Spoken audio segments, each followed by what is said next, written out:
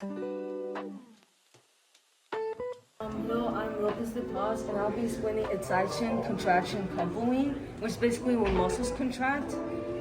In this diagram, it shows that a signal comes from the brain, which is the action potential, and it leads to these vesicles, which have neuromuscular junction, like neurotransmitters basically inside them, and it goes outside of the cell and then they attach to the receptors, which allows sodium to get released into the muscle cell, and it travels all the way from the transverse superior down to the SR, which is the sacroplasmic reticulum, which then it has calcium in it, and then it releases it once the Na touches it, and then the calcium goes to the actin thin filament, and also the myosin, which is the thick filament, and the thick filament, these little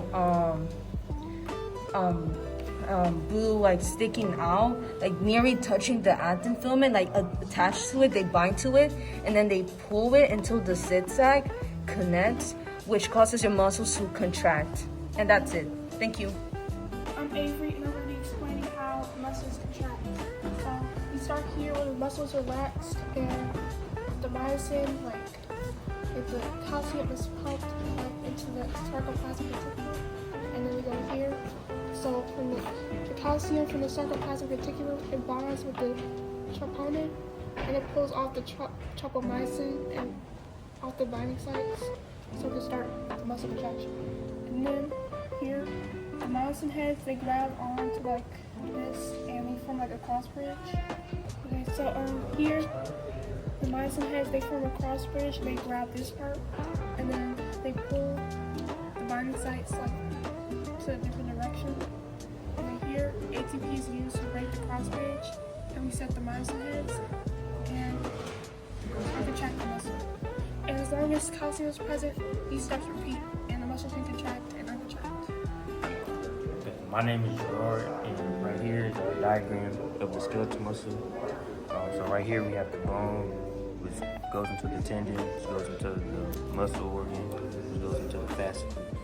And now we're going to go inside the actual muscle cell. Hello, my name is Michael Tipton, and in the muscle cell, which is also known as the fiber, you have the sacroplasmic reticulum, sacrolemma, which is the cell membrane. This is around it. If you go into this part, this is these are organelles inside of the cell. Here is the myofibril, and here are the myofilaments, which are proteins. So all of this is inside the muscle cell, and all of this is inside of the muscle. And all of this is your skeletal muscle and how it connects to your skeleton. Z-lines border the sarcomere, acting as anchors for actin filaments. A-band, the dark central region containing the entire length of thick filaments and overlapping thin filaments. H-zone, the central part of the A-band where only myosin filaments are present.